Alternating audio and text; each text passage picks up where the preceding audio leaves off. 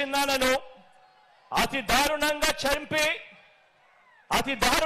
చంపి అవును నేనే చంపాను అని అతి హేయంగా బహిరంగంగా చెప్పుకుంటూ తిరుగుతా ఉన్న హంతకుడు, ఆ హంతకుడికి మద్దతిస్తా ఉన్నది ఎవరో కూడా మీరంతా కూడా రోజు చూస్తా ఉన్నారు.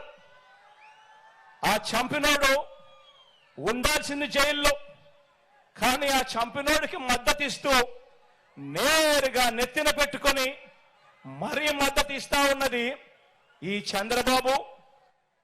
చంద్రబాబుకు సంబంధించిన ఎల్లో మీడియా, ఈ చంద్రబాబు మనుషులు. వీరి మద్దతు కోసం రాజకీయ స్వార్థంతో తప్పించిపోతా ఉన్న ఒకరిద్దరు నా వాళ్ళు. వీరంతా కూడా ఆ హంతకుడికి నిస్సిగ్గుగా ఆ హంతకుడికి మద్దతిస్తున్నారు అని అంటే దీని అర్థం ఏమిటి అని చెప్పి అడుగుతా ఉన్నా. చిన్నారని అన్యాయంగా ఎమ్మెల్సీ ఎన్నికల్లో ఓడించిన వారితో ఈరోజు చట్టాపట్టాలు వేసుకొని తిరుగుతున్నారు అని అంటే దాని అర్థం ఏమిటి అని అడుగుతా ఉన్నా.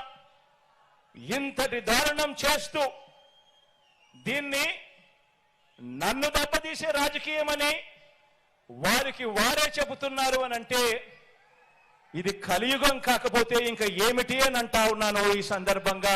అంటాడు నన్ను, ఆయనకు బుర్ర ఉందా లేదా అని. నాకు నిజంగా నీ అంత బుర్ర లేదు.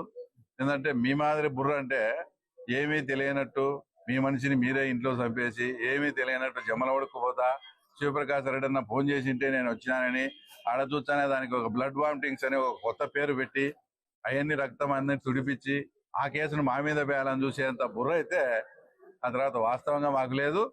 ఇంకోటి సొంత తల్లిని అడ్డం పెట్టుకొని నిన్ను అరెస్ట్ చేస్తా అంటే ఏ సంబంధం లేని సొంత తల్లిని అడ్డం పెట్టుకొని కర్నూలు హాస్పిటల్లో నువ్వు చేసిన హంగామా తర్వాత నీ అంత బుర్ర వాస్తవంగా నిజంగా మాకు లేదు నాయన. నీకే మంచి బుర్ర ఉంది మాకన్నా.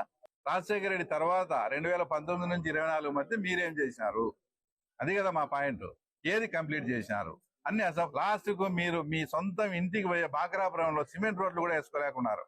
ఇప్పటికే పెండింగ్ ఉండి యాక్సిడెంట్ జరుగుతున్నాయి. మీరు ఎందుకు కంప్లీట్ చేయలేకపోయినారు? ఒక ముఖ్యమంత్రి కాబట్టి తాగునీటి సమస్య ఎందుకు? మళ్ళీ ఏం చెప్తారు, స్కీమ్ కంప్లీట్ చేసేదానికి మేము ఆర్డీఓకి రిప్రజెంటేషన్ ఇచ్చామని. ఆర్డీఓ దగ్గర క్లియర్ గా రిప్రజెంటేషన్ పేపర్ ఉంది మా దగ్గర. మున్సిపాలిటీలో తాగునీటి సమస్య ఉంది, దాన్ని తీర్చమని. మున్సిపాలిటీని పరిపాలించేది మీరే, 40 ఏళ్ల నుంచి పాలకులు మీరే. అట్లాంటప్పుడు ఆర్డీఓ గారు ఏం చేస్తారు? మీరు ఎంపీగా ఉన్నారు, మీరు డిడిఆర్సీ మీటింగ్ లో పోయి మాట్లాడాలా, జిల్లా పరిషత్ మీటింగ్ లో పోయి మాట్లాడాలా. అది మాట్లాడి నిజంగా సమస్య ఉంటే తేవాలా. ఊరికే బురద లేదానికి వాళ్ళ దగ్గర పోయినప్పుడు మేమేమన్నాం, 40 ఏళ్ల నుంచి మీరే పరిపాలిస్తున్నారు కదా, తర్వాత మీరే మళ్ళా నీళ్ళ సమస్య అని చెప్తే ఏమంటారు? దానికి ఏదో మొత్తం ఇంత పెద్ద రాజధాని. అసలు రాజశేఖర రెడ్డి పేరు ఎత్తేదానికి మీకు ఏమన్నా అర్హత ఉందా? వైఎస్ఆర్ పార్టీ లోగోలోనే రాజశేఖర రెడ్డి పేరు తీసేసి జగన్ పేరు పెట్టినారు. మీరు ఆయన మాట్లాడేదానికి అర్హతే లేదు. ఇంకా ముఖ్యంగా వాళ్ళ తమ్ముని చంపినారు. ఆ కేసులో మీరు ముద్దాయిలుగా ఉన్నారు. ఇంకా మీరు ఆయన గురించి ఎట్లా మాట్లాడతారు?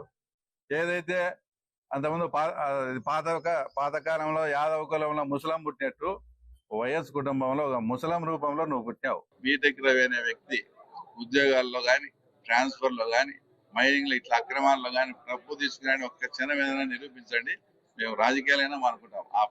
అది